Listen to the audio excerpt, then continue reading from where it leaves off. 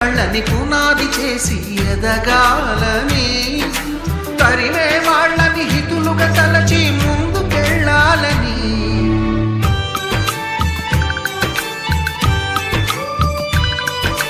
కన్నుల నీటిని కలల సాగుకై వాడుకోవాలని,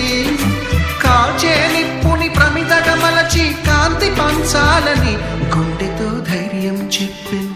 చూపుతో మార్గం చెప్పెను, అడుగుతో గమ్యం చెప్పెను, నేనున్నానని నీకేం కాదని,